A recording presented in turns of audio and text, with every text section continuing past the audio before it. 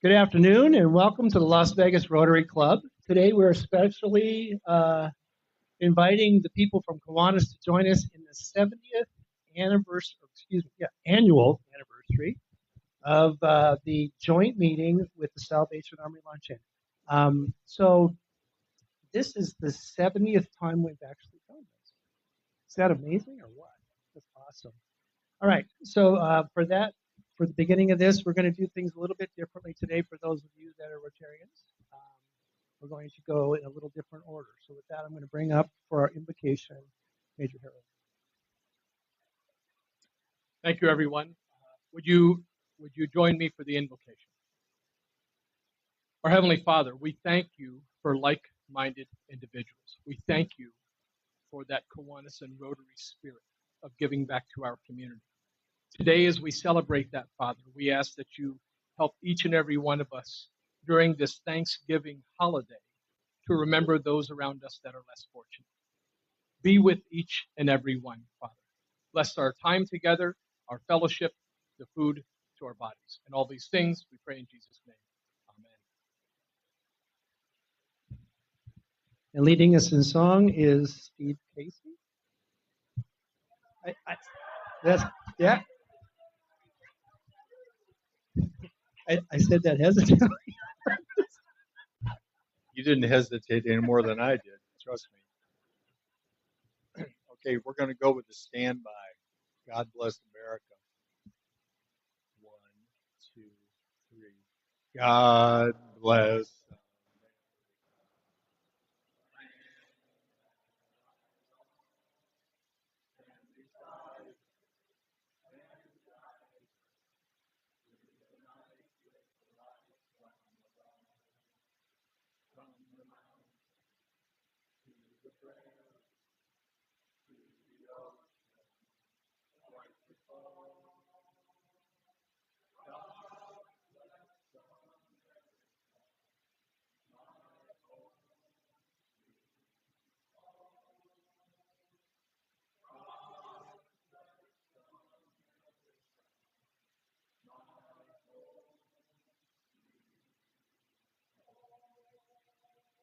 Great job. Thank you, Steve. All right, and leading us in the Pledge of Allegiance is our Sergeant at Arms for today's meeting, Tucker Sappy. I pledge allegiance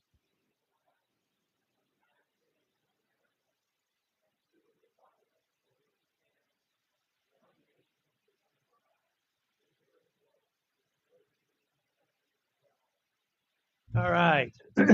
So we're going to recite the four-way test, and it goes like this: of the things we think, say, or do. Is it the truth? Is it fair to all concerned? Is it goodwill and better friendship? Is it beneficial to all? All right. Have your seat. I'd like to call up Karen Wiesenhunt to share a Rotary moment with us.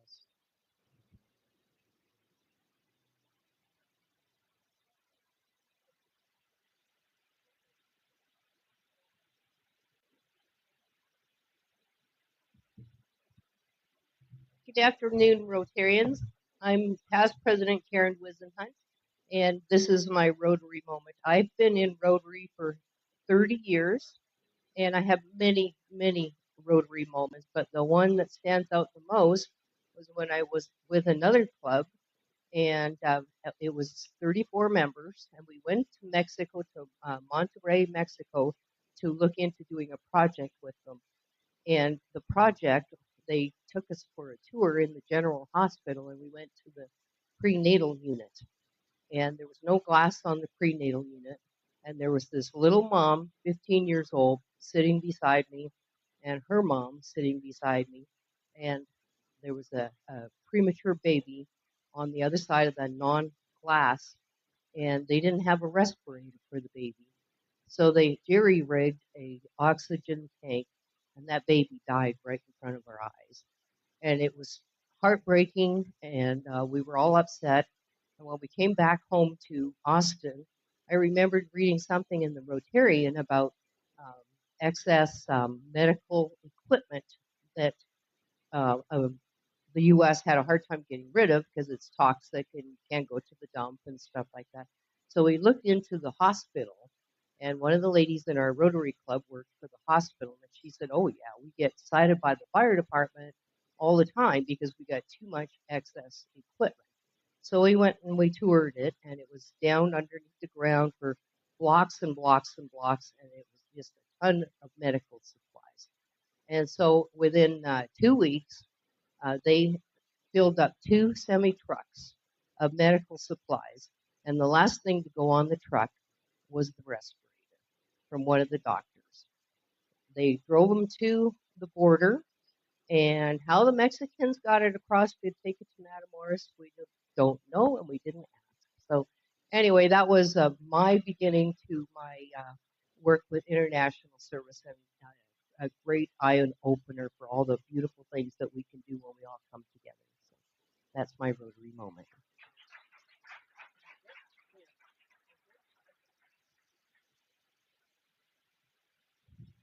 Well, she's signing the brick that's going to be built into a tree well that we're going to build at Beckley Elementary School. I'd like everybody to remind them that if the Rotary moment imprints your heart and impresses you in a way that you know you'll be a Rotarian for life, let me know.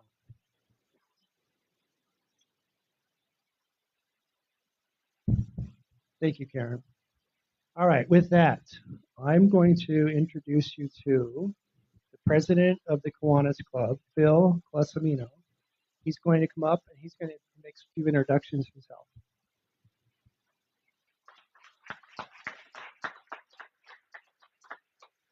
Thank you so much. 70th year, Kirk organized this tremendously well. We all take turns. This was his turn this year, my turn next year. I'm president. And I just wanted to congratulate everyone for enjoying this and saluting the Salvation Army with as many cans as we can provide them today for the poor and for the homeless. And for so many, if any of you have been around the Salvation Army or driven up past that way, you see the needy. They're all around. So I particularly thank you all for coming today. And you all should get a round of applause for coming. Come on. Let's hear it. And I want to salute several people today. Before I start, I want to salute Bob Dugan for turning 85. Come on, Bob. Birthday to you. Happy birthday to you. Happy birthday, dear Bob. Happy birthday to you.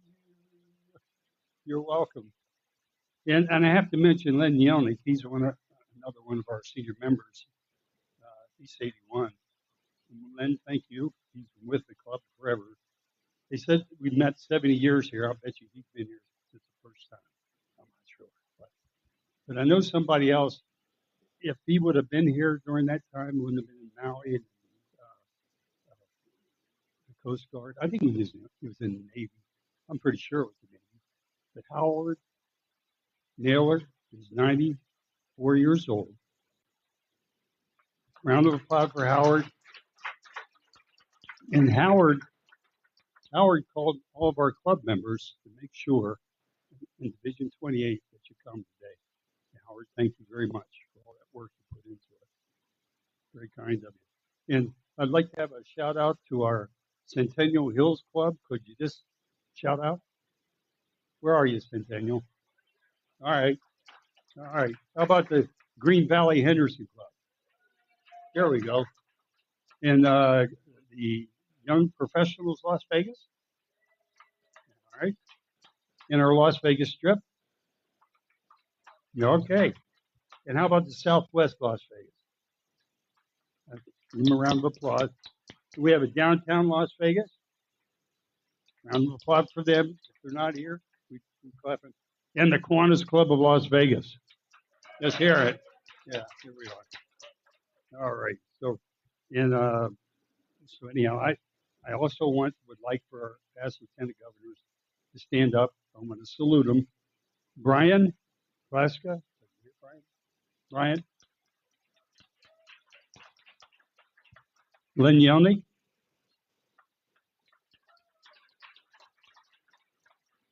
C.T. Wong. Thank you, C.T. Lee Fisher. And Marisa Chevelle. Marisa, she's our outgoing Lieutenant Governor. And Pete Fogger. Pete? How about John Fenner? Thanks, one, John. Jerry Petrick. Hey, thank you, Jerry. And Deborah Soul. Thank you, Deborah. And Howard Naylor. And with Howard, that's just one of 4 or 5 times he's the Lieutenant Governor. Howard's had clear across the ocean. He's come to provide us here in Las Vegas lots of good organization, a lot of community service.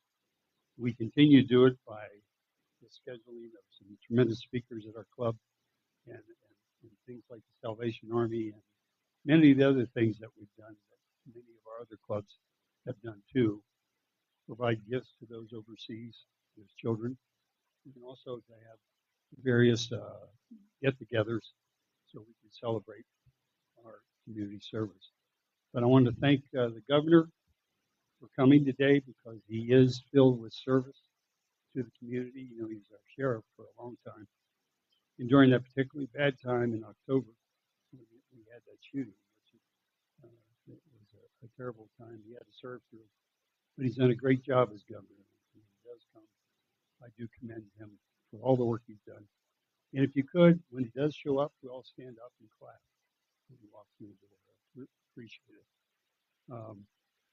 Again, I thank Kiwanis for providing the financial means for the Salvation Army to have a successful time today. Okay, thank you.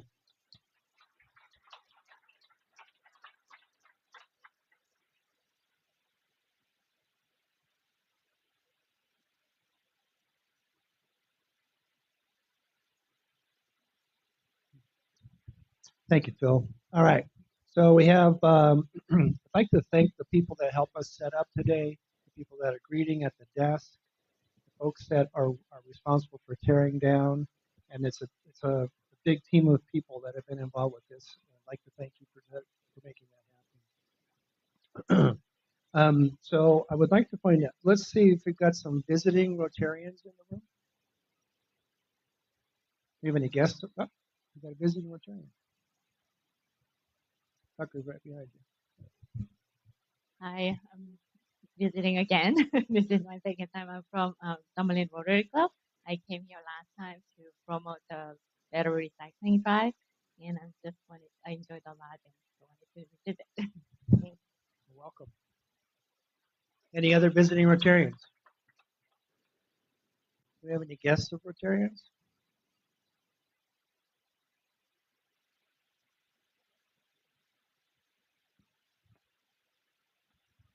Good afternoon, all. I have 2 guests.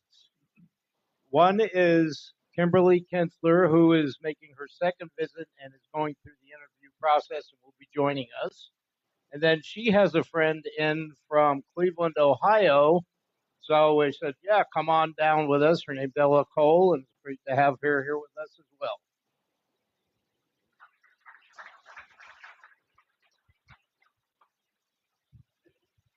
Good afternoon, everyone. I have a guest. His name is Trevor Norman, and he works for Palo Alto. This is his first time to a Rotary Club. Welcome.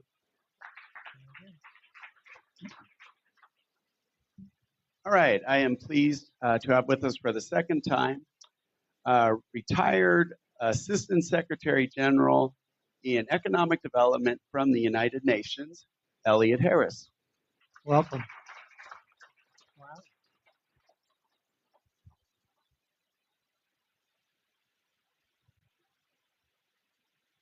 Tarby, his guest is sitting right next to me, Bob Clark.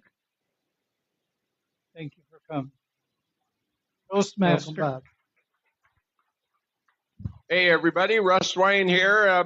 We have a really extraordinary guest today. I'd like him to stand up. He's an honorary member of this club for sure. His mom was a past president of this club. He's been probably part of this club longer than most people sitting in this room. It's our good friend Max Dalby. I'd love to have you here, Yes. Max.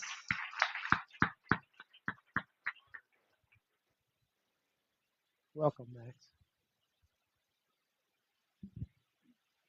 I'm happy to say I'm able to bring my son Scott, who came down for Thanksgiving from Salt Lake.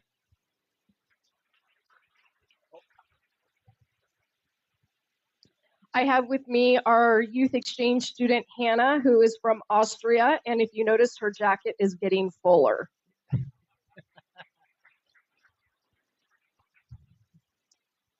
I brought this morning, I brought Cadet Christian and Cadet Stacy from the Salvation Army Seminary College down in LA, and they're here to learn about the Salvation Army for over Christmas, and more specifically about Rotary today. Very good. Welcome.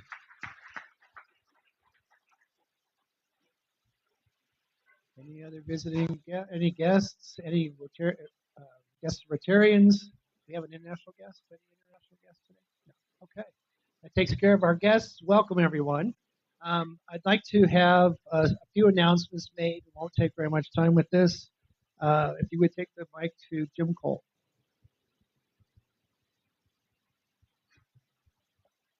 Good afternoon, President Russ, President Kirk, my fellow Rotarians, and our visiting Kiwanians. Jim Cole, and I have a couple announcements regarding Santa Claus. First, it's already underway. We have shipped $10,000 worth of clothing to Safe Nest, and Renee and I went up there last week and were able to help them with the unboxing and got some pictures. So thank you all for your donations. We really appreciate it. Secondly, we have the backpack stuffing this Saturday at 9 o'clock at the Boy Scouts area facility. We have over 400 backpacks and stuff, so if you haven't signed up, it's okay to show up. And any Kiwanian who wants to come, please come and join us. We'd love it. And then finally, next Thursday, the 5th, is Santa Claus proper, and we will be shopping at the 3 area JCPenney's. We're a little bit light at Meadows, so if you're considering shopping someplace else, consider shopping at Meadows and let Sean know that you're going to make that change. And again, Kiwanians, we would love to have you help us shop with the kids. It's a really rewarding time. So thank you all for your time. Thank you, Jim. Take the mic. Is Janice Lenke here? No. Liz, can you help us out a little bit with the holiday party? So we're having our holiday party on December 5th at the JW Marriott from 6 to 10. We have a silent auction. We've got show tickets, food tours, catering events, artwork by our own Steve Casey. If you want to come, you can sign up in the Green Book. Please let us know. We need a guest count, I think, by next week. So we should be coming around to confirm that with you. And then we hope to see you there. How about the 25 Club meeting? Next 25 Club meeting is on December 10th at my house. It's way up on Lee Canyon, but it's a beautiful view. It is from 6 to 8. It is a white elephant. Bring a wrapped gift, $20 or less. And it is also potluck. The address and the gate code and all of that can be found in our newsletter. If you need anything, you can just text me. The number in our roster is my cell phone. Very good. Thank you. And one last announcement, Michael Williams. Magical Forest coming up December the 12th. And also we're taking off to TLC, Team Leadership Camp, next weekend. We already have all of our students from Cashman Middle School coming. Next year, try to join more adults. We'll have an incredible time.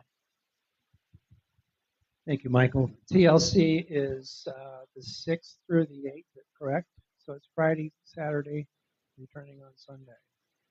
All right, we have one presentation today. If Karen Wiesenhunt will come up, please.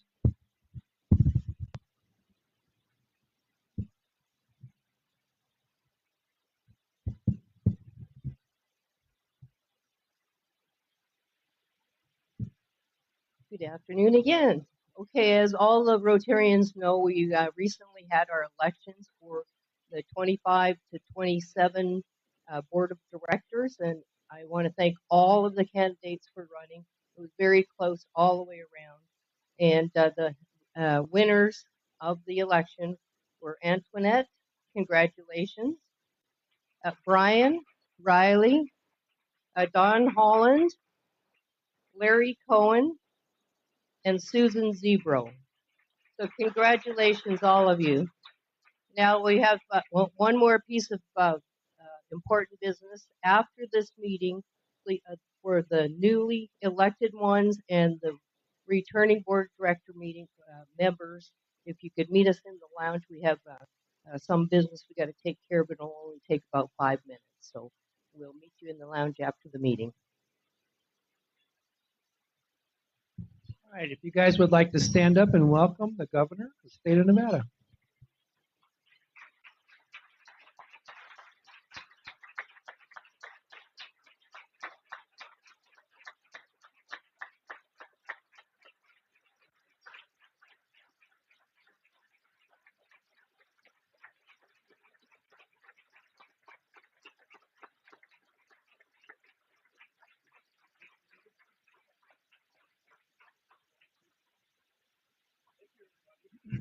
All right, so what we'll do is we'll have him give us his speech. He'll talk with us right now, and that way, because he's not eating, he's not going to join us for lunch at all.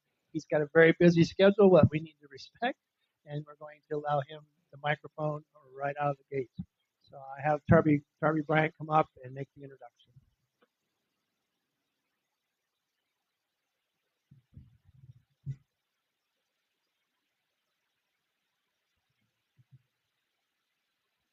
So the motto of Kiwanis International is serving the children of the world. The motto of Rotary International is service above self. Our distinguished and honored speaker today is Governor Joe Lombardo, whose entire life has been about service. And the embodiment of most of those mottos, from his military service in the United States Army to the Nevada State National Guard, serving his community in law enforcement and public service, to being elected sheriff of Clark County, running for governor for the first time and being elected 2 years ago. Governor Lombardo's mantra is to serve now the 3.3 million Nevada citizens across the great Silver State. Please join me in welcoming our service above self servant leader, Governor Joe Lombardo.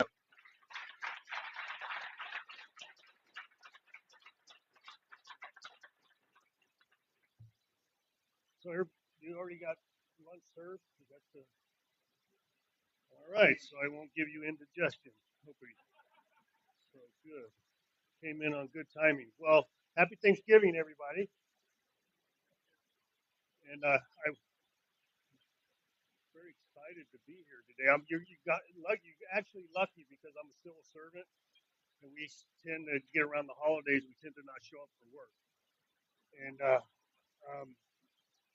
but because of what's going on currently in the state and where we are in our budgeting cycle associated with the state's budget and the legislative session coming here in short order, we're all at work going through the numbers. So what a fantastic opportunity to say hi to everybody before the holidays. And quite often in my travels as your governor, I tend to run into somebody, usually on a weekly basis, that accuses me of not being out in public. And I said, well, I can't be out in public any more than I currently am, unless I'm Donald Trump. And but sometimes it's frustrating in that aspect because I just like Tarby described, I fancy myself as a person of the people, and I tend to be out in the public more so than my other governors that I have interactions with on a regular basis. And Sometimes it's frustrating when people think I'm avoiding my responsibility. You know what? I got on a tangent. Never mind. We'll forget about that. I'm here today. All right. So there wasn't a subject matter given to me other than I wanted to give you an update of what the hell's going on with the state and your tax burdens and everything else that goes along with our responsibility towards you and your quality of life and what is expected of state government going forward. So I got elected 2 years ago, and then soon after getting elected, we're immediately thrust into a legislative session.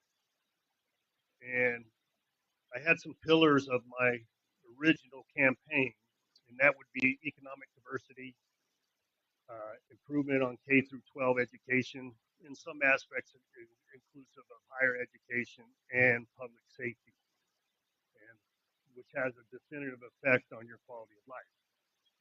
And so the governor is given in the state of Nevada 5 what we call super bills, and that is legislation that we bring through off my back to the legislature, fully intending to address those 3 pillars that I just described. And my naivete as a new governor, I didn't realize that super bills mean nothing to the legislature. Um, they tend to make it very hard and adversarial on what you're trying to achieve as to the reason why you were elected by your constituents. And that's all part of government. And it took me a little while to understand that, especially being in a leadership role and having an understanding how the process works. And to me, I believe it was a testament or a testing of my resolve in my positions as a Republican governor and what I was trying to achieve for the state. And so we moved through the process, and to my surprise, and through a lot of hard work, we were successful in approximately 75% of all our legislation, which is good because to me, it created a low tax environment, a more business regulatory environment, and the ability to have a positive effect on negative criminal activity.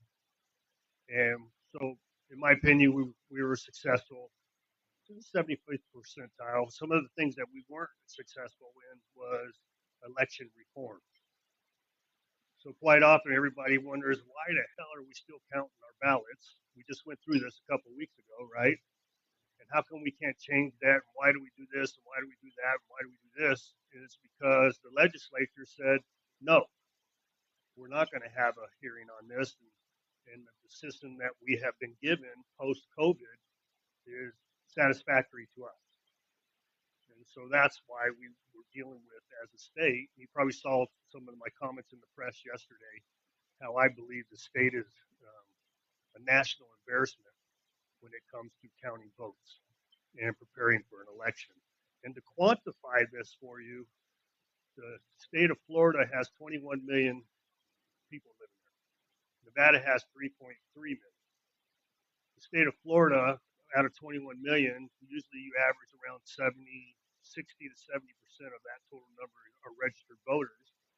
And they give you an answer to their elections an hour after the polls close on election day. We give you an answer, I don't know, 128 hours after election day. But it's and that's troublesome to me, and that's a matter of our process. And no matter whether you believe there's fraud associated with elections or not, it gives you the perception of fraud because of the delay in ability to receive the information, especially the size of our state. In my opinion, there's no excuse that goes along with that. So back to the legislative session, pretty successful in what we were trying to achieve in the business environment. One of my executive orders, and the reason why I'm bringing this up in particular, this group, because you're all business folks. You're all educated people of the community that understand the nuances of an economy that causes you problems in what you're trying to achieve, right? And that's usually the government getting in the way. and the government saying,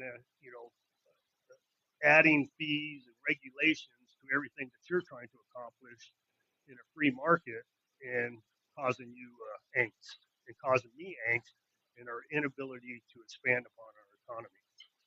So, once again, in my naivete as your new governor, I said I directed through executive order all my department heads to identify a minimum of 10 onerous regulations that prevent businesses from being successful.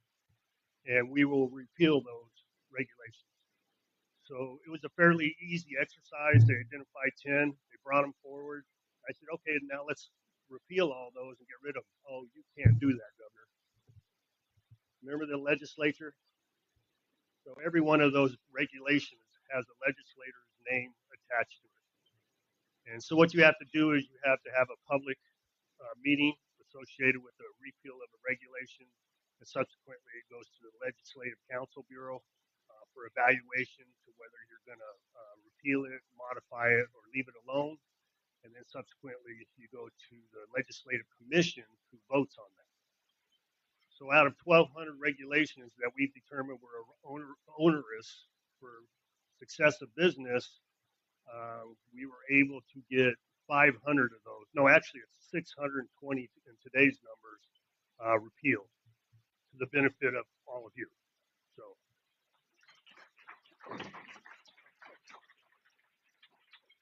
but as we move forward now, we'll continue that process. We'll do that every biennium to continue to go to where we are in the business environment. We were able to maintain our stable tax environment. We did not provide any increases in taxes across the board in the last session. We were able to decrease the modified business tax by 0.15%.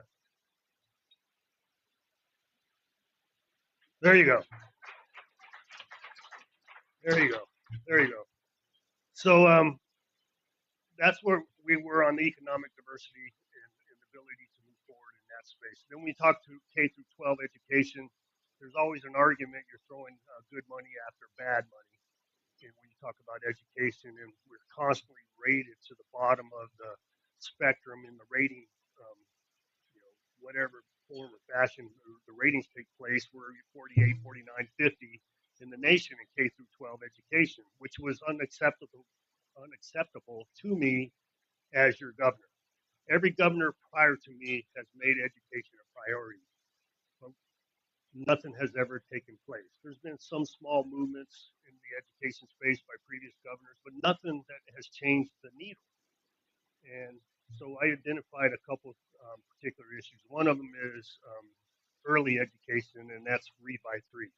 It was a program put into place by Governor Sandoval, and it was subsequently repealed by Governor Sisolak. And it had showed definitive success in the ability to improve upon a child's education, early intervention. And the negative connotation was if your child was not performing at the reading level of a third grade reading level, they would not move to the fourth grade until they were up to the level. And they believed that was a long-term detriment to the mindset of a child. But there's no studies that say that. And so subsequently, I put those systems back into place, Read by 3, 8th grade mathematics, standardization, the science of learning put into the curriculum. So on top of that, we had a huge, especially here in Clark County, a teacher attrition problem. And at any point in time, we were between 1,300 and 1,800 vacancies in the Clark County School District. You can't have that and have a successful learning environment. You're just treading water versus moving forward. So we had to put a significant amount of financial injection into the system. One is for the infrastructure. One is to curriculum and resources and wraparound services in the education environment. And two, and you may not agree, but we had to increase teacher salaries. A big portion of the reason behind the attrition was salaries. And additionally, we had Senate Bill 330, which I was one of my super bills, and that was the safety of the teachers and the students in the school environment. There was something called the restorative justice. Anybody know what that is? Who said yeah? What is? No, I'll tell you. So when you're a kid and you're screwing up in class, or you commit a crime of violence, or you're disruptive, and they took restorative justice means mediation, means counseling. It means you're not removing the individual from the environment that has have a negative effect on the faculty and other students. And through counseling, you hope to bring that child up to par to where they need to be. Very, very poor results. Very poor results. So it was my idea to repeal that. One is to provide protection to the teachers, because we had some numerous violent acts put upon some of our students earlier in the year, and there was no recourse for the faculty or the supervisors or the superintendents or the principals in dealing with those kids. So the kid is now removed from the environment and put into a different curriculum path in order to bring them up to speed without the fear of reprisal and or the fear of future violence. So that was a big deal. Was that accurate? There she goes. See? Are you a teacher? Oh, you used to be. Did you quit because of the violence? No. No, I'm just messing with you. So, and you know what? And they are the foundation of what we try to achieve in society, teachers, and they deserve exactly what they get. And and you get a lot of naysayers in that space saying, well, they're paid enough. It's ridiculous. That's not the answer to the problem. Well, it's part of the answer to the problem. And it's important that we have very productive teachers that go along with the process. But here's another naivete associated with my first session: accountability. So you put a $2 billion injection on top of the general fund for education, K through 12 education. You want accountability to go along with it, correct? You want performance and evaluations that go along with it. And if people are performing with that responsibility of that money, they should be removed from the process. Do not have the ability to do that. So coming into this session, with all that accountability matrix with negative sanctions for lack of performance, to show responsibility for that money that is invested into the education system. So there's that is something that we're going to be working on into this next session. Then you get into, we had significant repeal on certain levels of crime. And the easiest one for people to understand or are aware of is retail theft. So prior to the last session, retail theft had a threshold between a misdemeanor and a felony at $750. So somebody could walk into your place of business, steal $750 or $749 with the merchandise, and if they are apprehended by the police, they are only charged with a misdemeanor. But if it's 751, they're charged with a felony. Okay, but in the last session, the legislature, not the last session, but the one before, says not only are you not able to charge them with a felony, you can't arrest them. You have to give them a citation. And that changes behavior, right? No, I've been in the business for 3 decades. It does not change behavior. Okay, so in their infinite wisdom, knowing this data, they've changed the threshold to $1,200. So we had the highest threshold in the United States here in the state of Nevada for felony versus misdemeanor retail theft. It was even worse in California. So California had gone to $950, and they just recently, in this election cycle, repealed that amount. Now they're back down to 700, I believe it is. So that's one of the things we're going to attempt to address in the next session going forward, because the legislature seems to like what California does. And it's my job in my position to push back on that mindset. And that's what we've been doing all along. So now we move into the next session. We're going to continue with those three pillars of goals out of my office, but two more inclusive. One is affordable housing, the other one is healthcare.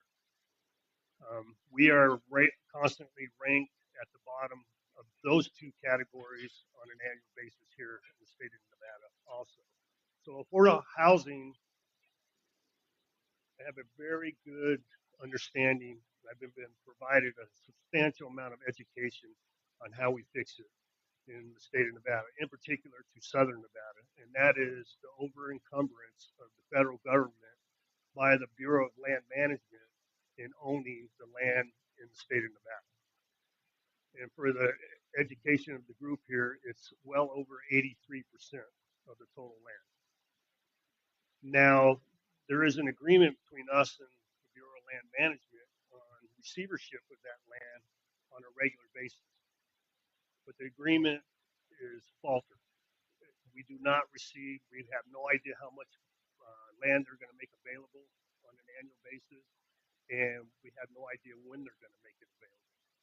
So in discussions with myself, my office, and the White House, we are constantly bantering back and forth on how we could make this system easier and more available for developers to get into the affordable housing space, to the workforce housing space, and make it worth the ability of the return on investment. Currently, the BLM has an auction process when they release a swath of land, and that auction process basically puts the housing costs out of the affordable housing space because of the cost of the auction. And it goes into the custom housing space or the high-end commercial space. So we have to change that process going into this next legislative session, more in the federal legislator space with that, because it obviously is controlled by the federal government. But President Trump has told me personally, and he has said it publicly, that he is going to work with us in the state of Nevada to speed the process and make it easier for us to provide housing in our space. And well, I mean, and you may in the back of your mind says, well, he's just saying that. Is it going to actually happen? Well, we are the worst state in the nation in that encumbrance. The worst state in the nation in that encumbrance. So unless we have available land on the cheap, you know, instead of auctioning it to more like $1 an acre, where a developer can make money in order to produce the product, we're not going to move. We're not going to move in that space. You'll hear naysayers and counterintuitive people say, well, we got to go vertical versus out. Instead of the outfield, we got to go with the infield and go vertical. You can't go vertical in the affordable housing space. It's too expensive. Can't be done. And plus, the amount of land availability associated with that is too small.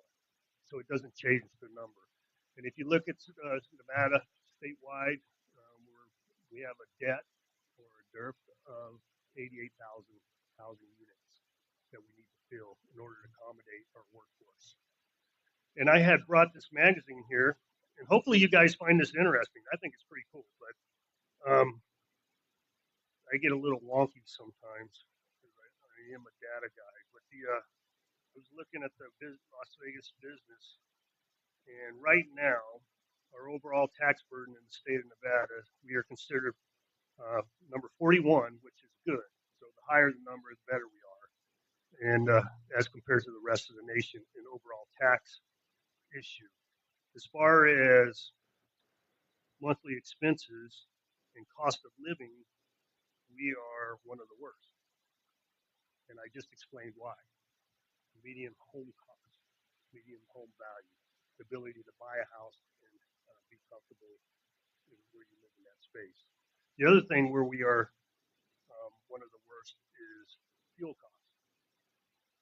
And some of you are probably aware of what I I've been dealing with Gavin Newsom and dealing with the cost of fuel here in the state of Nevada. You say, well, what's California got to do with Nevada? Well, 90% of our fuel comes from California. And why is that? It's because we don't have any refineries in the state of Nevada. So, and plus they have a coastline where they receive the raw petroleum, and then it's refined in the state of California, and then it is piped into the state of Nevada. And you said, well, 90%, where's the other 10% come from? Salt Lake City. Well, why don't we get 90% from Salt Lake City? Because the pipe is too small. And if you truck it, it's too expensive. And so that's the situation we have been put in the state of Nevada. And there's a mutual agreement between the state of Nevada and the state of California on controlling of those costs. And Gavin Newsom has seen fit to ignore the agreement. And the reason why he's doing that is because he wants to increase the cost of petroleum in his own state of California. And why does he want to do that? He wants to force people into electrification. And what is the problem with that? He doesn't have this infrastructure to support electrification. So it's the proverbial dog chasing his tail on economics. And so, and in comparison to that, and that mindset and the understanding of economics, the state of California is in a 73 billion with a B dollar deficit in their state budget. The state of Nevada is in a $10 billion positive in its budget.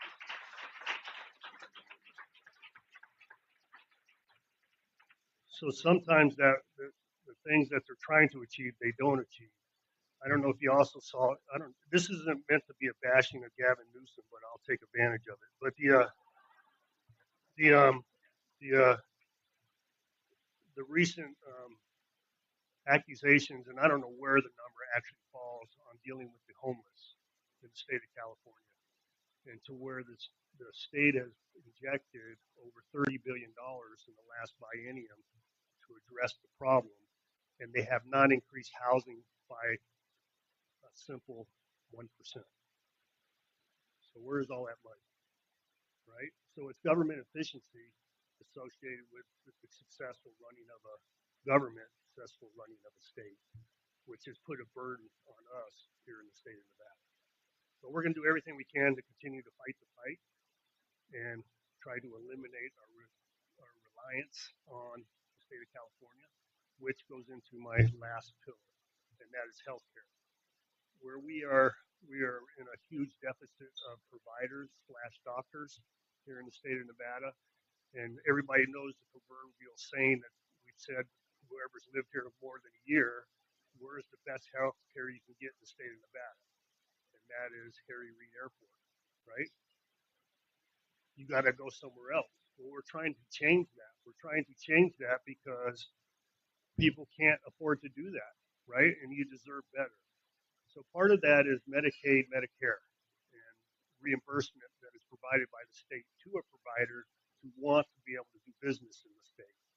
And we did a significant increase to the tune of 6% in the last legislative session, and we're going to continue to do that in each successive legislative session. So it makes it palatable for a doctor to do business in the state of Nevada. The other issue we have on that is graduate medical education. So we just recently opened up a medical school at UNLV. We've had one for some time at UNR. But the problem with that is, well, maybe why won't those students come here when they graduate? Well, because we don't have residency programs. So it's proven through data that if you attend your residency, wherever state you do that in, there's a 60% chance you will stay there. We have 3 or 4 residency programs, but no specialties in the state of Nevada. So we're injecting money through that $10 billion in savings into the system of higher education to build upon those partnerships with the hospitals to improve upon the residency programs. That is one of the hardest educations you will ever receive, is understanding healthcare. And it's very very confusing for government bureaucrats to get an understanding on how we can move the needle in that space. So that's what we're working on in this next legislative session. So we can approve upon it, makes you want to live here, and you feel comfortable for your family and yourself to receive appropriate medical care in the state that you live in. And those are drivers. Those are economic drivers on success for us into the future. That's all I got to say. So, what questions do you have? Yes, ma'am.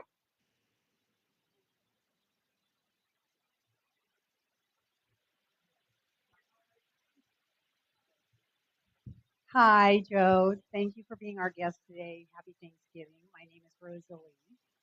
My question for you is there any consideration to the insurance rates in Nevada, i.e. automobile, i.e. home insurance? I have both. I've been 25 years here. I have a clean record on all of them, and my premiums continue to keep going up and up and up. My insurance agent says, send a letter to your insurance commissioner. And I say, why? You should be advocating for me. And the other question is, what can we do about it? And is it related to the attorneys that do the need a check in a wreck thing? Because I understand that's part of it too, because they just write a check and send it to them. So I just been asking people and I can't get an answer. So can you tell me? How much time do you have? 2 hours. So let's start with fire insurance. Okay, you're probably saying, well, why are you talking about fire insurance here in southern Nevada? Well, fire insurance is a big deal in northern Nevada. And remember, I was complaining about Gavin Newsom in the state of California. That's another driver of our insurance in the state of Nevada, the state of California. So in particular to the Lake Tahoe, Reno space, the majority of all providers in California in the fire casualty space have left the state of California because they failed to remediate their fuel that fuels the fires in the state of California via special interest groups and other issues, which causes it to proliferate wildfires in the state of California. They said they can't afford it. We can't stay in business. So they've left the state of California. So if you were to have a home in a wooded area in the state of California, you're going to pay premiums to the tune of $30,000 to $40,000 a year for your fire insurance. And so, but that has creeped over into the Tahoe UNR area where I'm getting those phone calls that your insurance agent told you to do or writing letters because the insurance commissioner falls under me. So what the insurance commissioner can do is regulate those increases. It's sort of like the Public Utilities Commission, regulate your natural gas rates on an annual basis, or your power, your energy on an annual basis. The insurance commissioner, that's their role in the space, and also to investigate fraud. So we have made him aware. He is aware through the constant barrage of communication, and he can advise the providers that they are capped based on national averages versus individual states. And if they don't meet those, they have to make the decision to make a business decision whether they leave the state or they do abide by the caps. So it's a balancing act because you don't want them to leave, right? Because then it becomes a balancing act on how we drive commerce and protection via insurance into the future. Now, the automobile space is because we're probably number one in the nation in auto theft. Okay, that is one of the reasons why your auto insurance has increased. The other piece on that is the criminal sanctions associated with auto burglary and auto theft.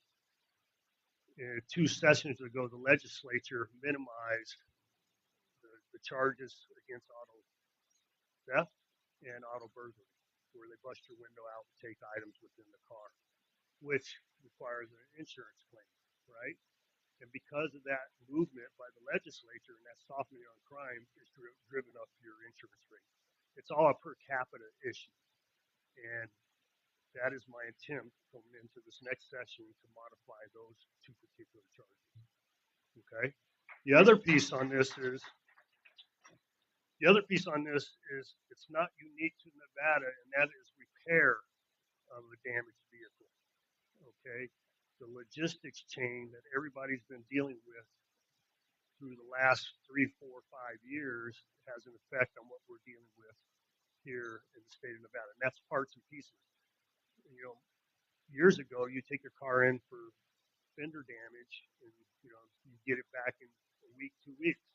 Now you're getting it back in a month, 2 months, and that's driving up the cost of insurance, because usually on your insurance binder you have a rent-a-car associated with it, and it's free, but you're actually paying for it through your premiums, and that's driving up costs overall.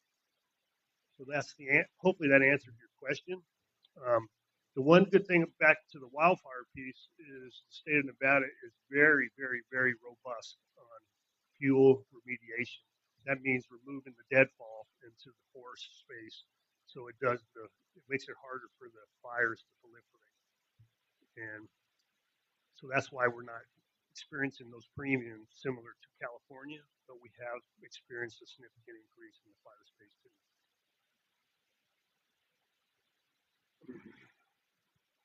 Good afternoon. Thank you for coming to talk with us. We appreciate your time. You have been faced with the challenge of a split ticket, for lack of a better term, meaning you've got a Democratic Senate and House, and you are Republican. Can you share with us your working relationship with the legislators and how you've been able to walk across the aisle and have some successes with it?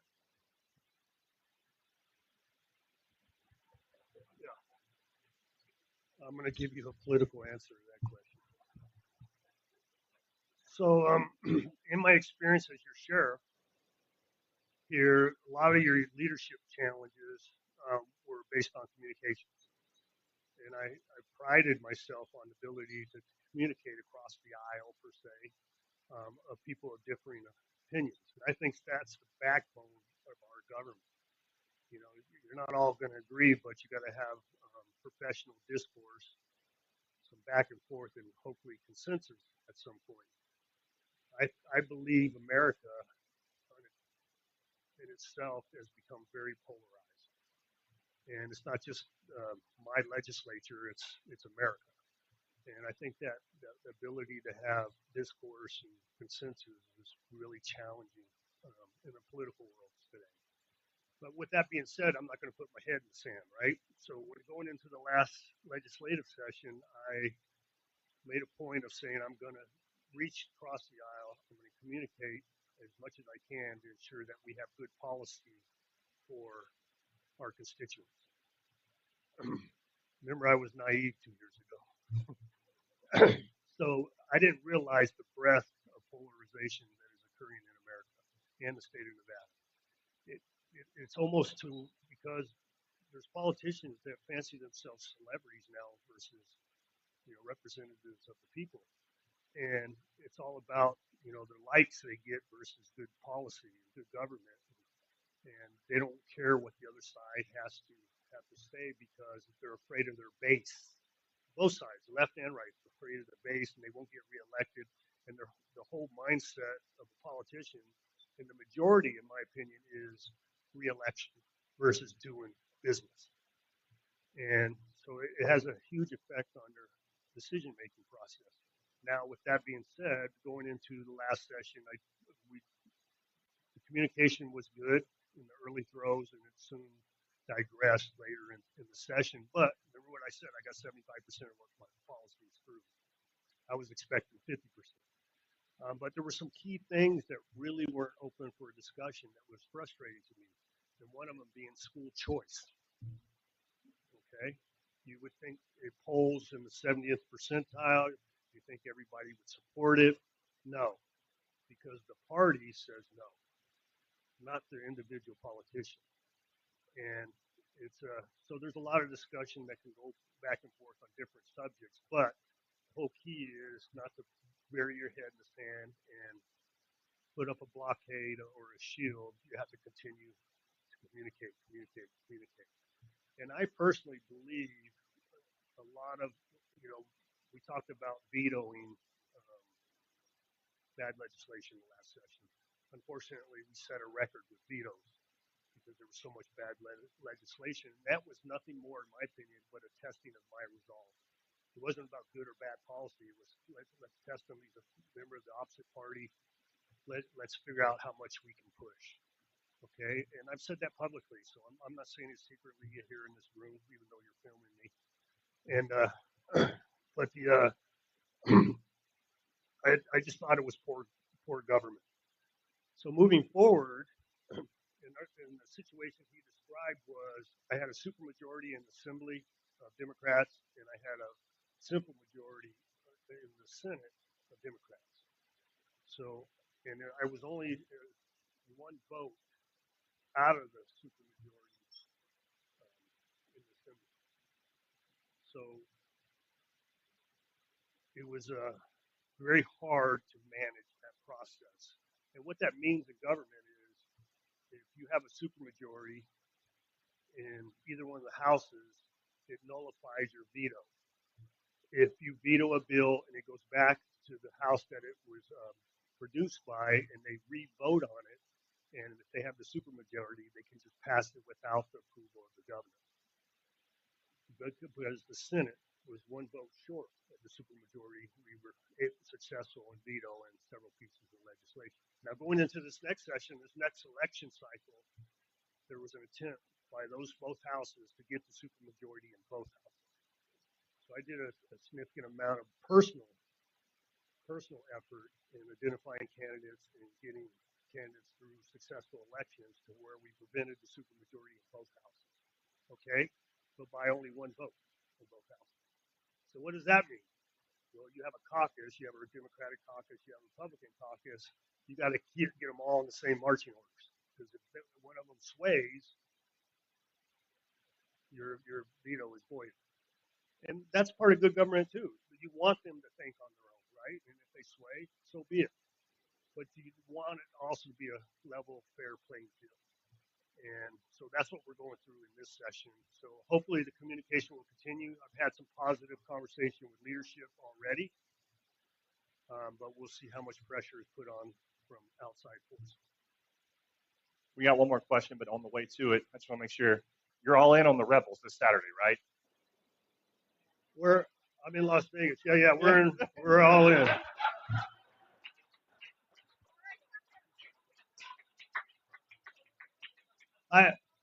So everybody knows I graduated from UNLV. So it's funny because myself and Brian Sandoval, who's the president of UNR, we go back and forth depending on where I'm laying my head down at night, whether it's in Carson City or here. So it's a lot of discourse going on. So, but Rebels are doing good, right? So one more game. Oh, actually, two more games.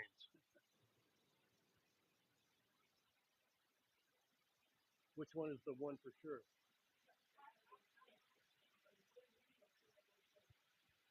Boise.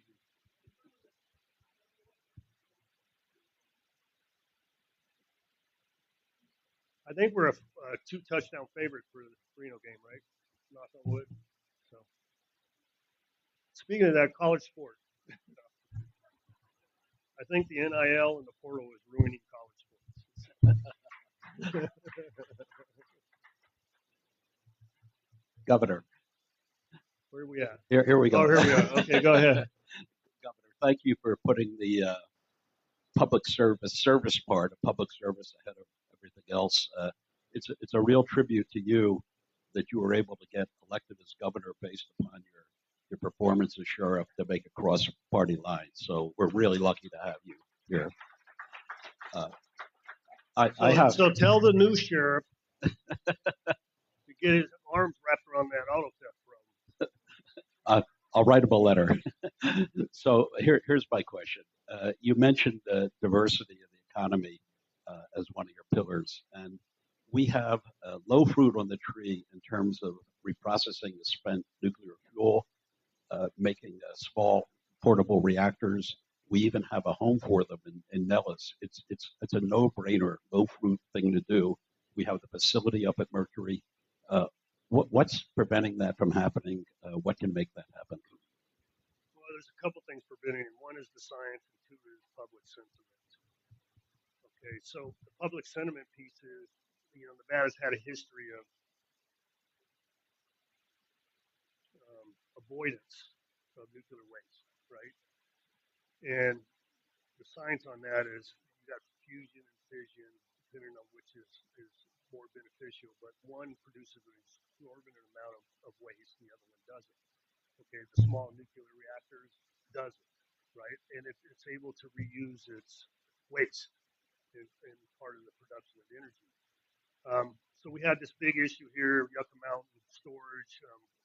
It's a very porous mountain as far as the geology. It's very acidic as far as the geology there. And the fear was those containers, even though they had 5,000-year life on them, that they would become porous over time and affect the groundwater in the state of Nevada. Okay, but there's also the other argument that it would create a significant number of jobs, right? To the benefit of all of us in that space. So it's a political decision on the benefit versus the negative effect. But, and the reason why I said the science isn't there yet, the answer is those small nuclear reactor systems. So I was told by different powers to be that they were viable now. That if you're able to do it now, they produce very small amount of waste, and the waste can be reused. But the issue now is the science is not there yet. So I was told, no, we're producing them now. No, they're not producing them now. I actually called the lead professor out of MIT on this particular issue because this is a constant issue that is brought up. And he says, no, the science is 5 to 10 years away still. And so if somebody's telling you, well, they're doing this, they're that, no, they're doing the regular fission process, that 3 Mile Island process, that process is occurring. I just talked to Mark Gordon, who was the governor of Wyoming yesterday, and he was asking me about this nuclear waste. He says, because they're in the process of building a nuclear plant in Wyoming on the behest of Microsoft. Microsoft is paying for the construction of it because they need the power for their AI computing. And he says, are you willing to take my waste, Governor? So they haven't figured that out yet, right? They haven't figured that out yet. Obviously, no. And the other argument is, where is the waste being stored currently? In barrels above ground, right? And Senator Reid has said, no, we don't want to commission Yucca Mountain because the science is progressing so fast, we'll be able to reuse that waste, and we won't have to store it. Well, 20, 25, 30 years later, we're still in the same position. But what we do, we have some light at the end of the tunnel on the science in short order. Here we go. So I'm actually, probably the intent of your question is whether I'm supportive or not, right? I'm supportive once the science becomes sound, all right? And it makes sense. That's when I become supportive. Thank you.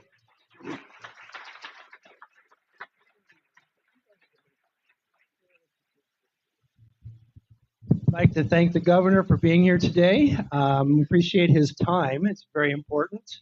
I'd like to give him a certificate that is honoring some kids that are in needs of shoes in his name, and we will make sure that we get pictures back to him on those shoes being issued.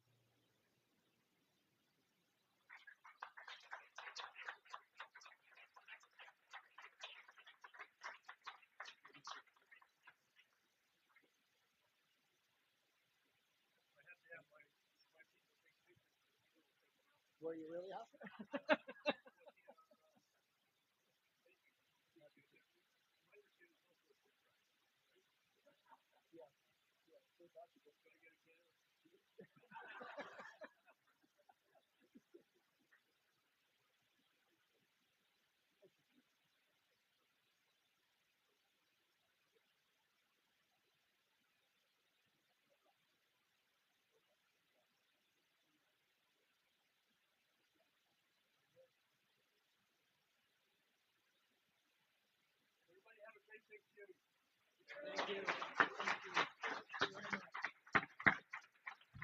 Thank you, Governor Lombardo.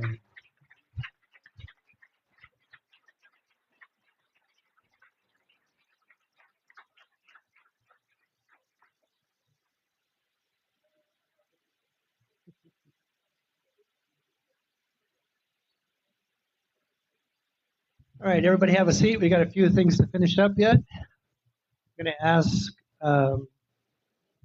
President Colosimo to come up here. He's going to talk with you about closing comments for our meeting today. Okay, I think this went very well today.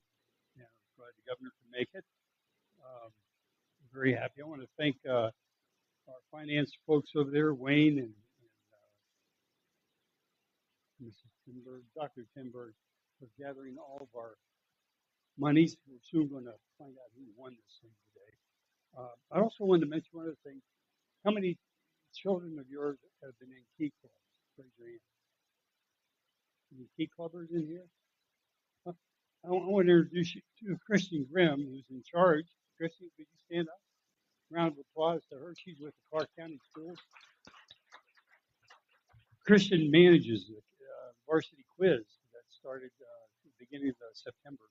And it's a great program that's been in effect for quite a few years, 54 years, as a matter of fact. And I want to thank you very much for helping us with that.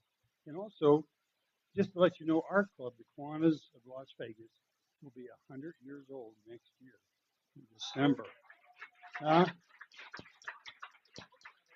We don't look that old, but we'll probably will by next year. But again, thank everyone for coming and cooperating with us and donating.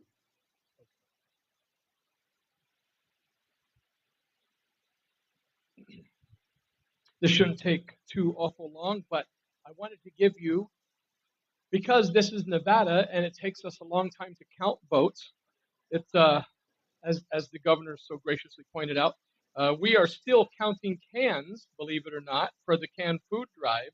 But I'm going to declare a tentative winner, tentative being the word, right? According to the counts that we have right now. That said, I reserve the right to change my answer at our next meeting. Okay. Thank you. I've learned well. So, all right. So here we go. So get this. I will say this. This is a monstrous increase over last year. The Kiwanis Club, as of right now, before we finish the count, has 62,535 meals. Right. So they've done amazing. And just so you all know, you notice I said meals, right? So I didn't say cans, right? So the reason I say that is because the Salvation Army partners with 3 Square, and we can buy bulk food from 3 Square much cheaper than any of you can buy it. And therefore, for the same dollar that we would walk into a grocery store and pay for a can of food, we can go to 3 Square and buy 3 meals with that same dollar. Okay, so that's why we use meals instead of cans. All right, so like I said, Kiwanis, 62,535 meals. And as of right now, Rotary has 83,649 meals. So, believe it or not, that's relatively close, especially compared to last year.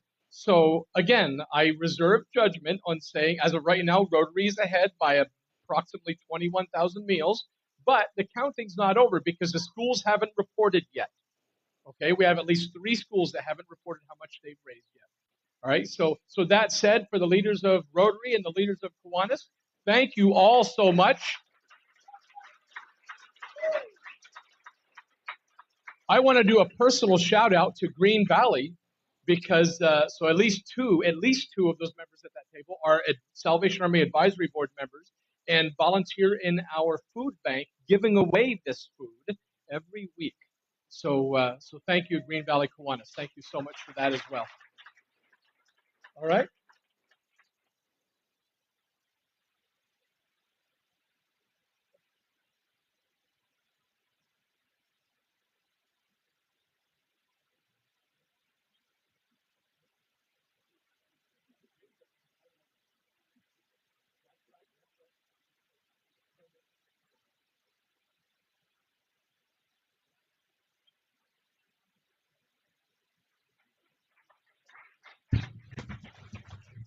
Okay, 70 times we've done that. It just seems like a huge number. 70 times. That's awesome. All right. So in closing, I would like to say Rotary International President Stephanie Yurchik believes in our members and calls on them to recognize and amplify the organization's power to save lives. With that, meeting adjourned.